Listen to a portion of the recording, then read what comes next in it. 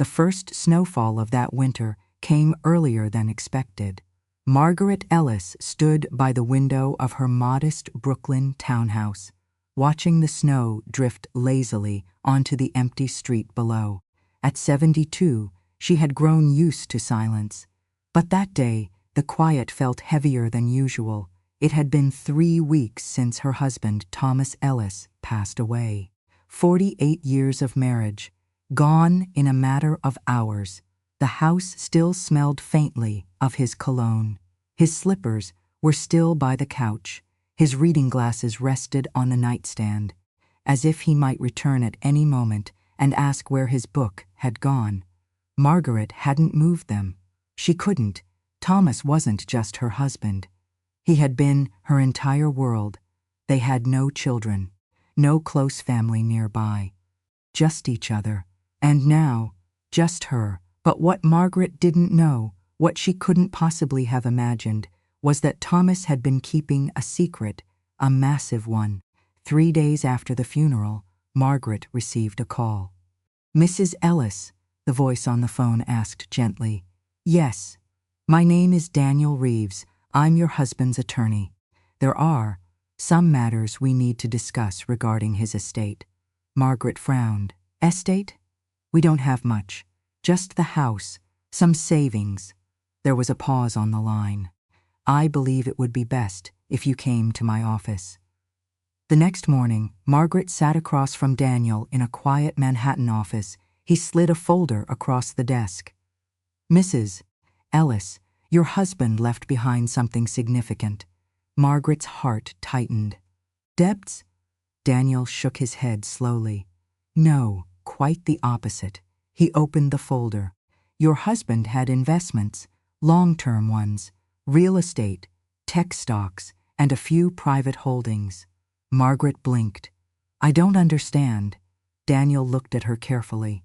"Your total inheritance is approximately $5.2 million. The room went silent. Margaret felt like the ground beneath her had vanished. That's impossible," she whispered. "He never told me. We struggled for years." Daniel nodded. "He started small, very small, but over decades he built something extraordinary." Margaret's hands trembled. "Why wouldn't he tell me?" Daniel hesitated. "He left you a letter." Margaret unfolded the handwritten note slowly. Her husband's familiar handwriting filled the page. "My dearest Margaret, if you're reading this, I'm gone, and I'm sorry for the secret I kept. I didn't tell you about the money because I wanted us to live a real life, not one shaped by wealth, greed, or expectations. But more importantly, I didn't trust the world around us.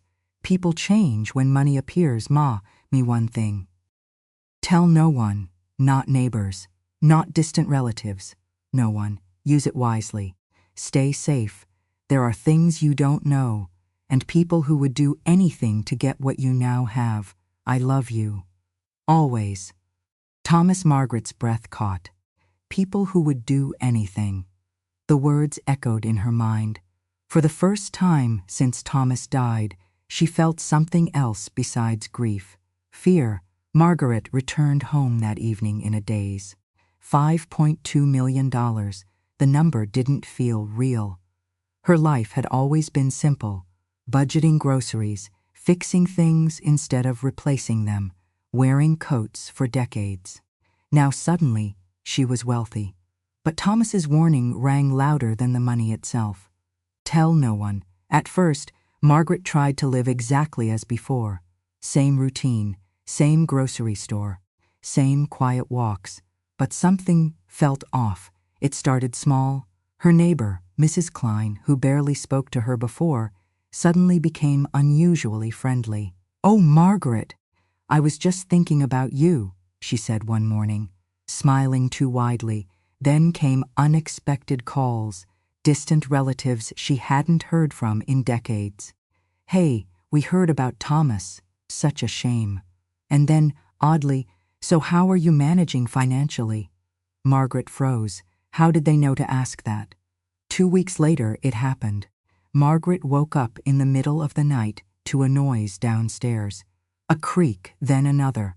Her heart pounded as she reached for the phone. Footsteps. Someone was inside her house. She locked her bedroom door and called the police.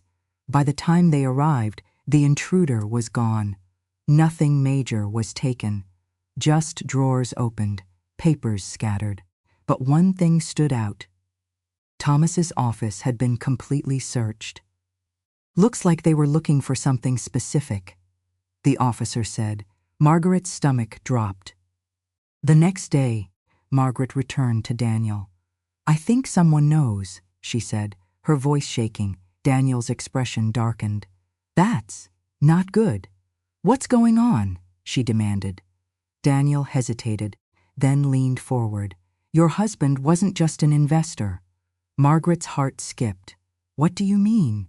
"He had dealings with certain groups, high-risk ventures. Some of them weren't entirely clean." Margaret stared at him. "You're saying Thomas was involved with criminals?" Daniel sighed. "I'm saying some of the people he worked with might believe they have a claim to that money." Margaret felt the world spin. "That's why he told me to stay quiet." Daniel nodded. "Yes. And now you need to be careful." Over the next few days, Margaret noticed something chilling.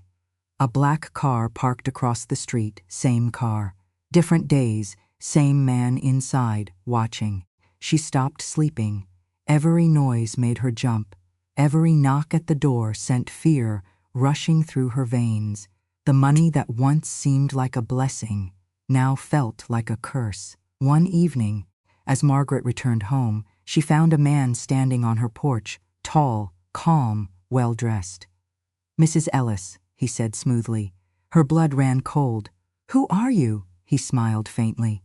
"Someone who knew your husband." Margaret didn't open the door. "What do you want?" The man stepped closer. "Thomas owed people money. A lot of money." "That's not true," she snapped. "Oh, it is," he said quietly. "And now that responsibility falls to you." Margaret's hands trembled. "I'm calling the police." He didn't flinch. "Go ahead. But they won't be able to protect you forever." He paused. "Think carefully, Mrs. Ellis. Wealth attracts attention." Then he turned and walked away. That night, Margaret made a decision. She would not be a victim. Thomas trusted her, warned her, prepared her. Now, it was her turn to survive. Margaret returned to Thomas's office and searched more carefully than ever before. Behind a loose panel in his desk, she found it, a second letter. And a flash drive. The letter read, "If things go wrong, trust no one except yourself.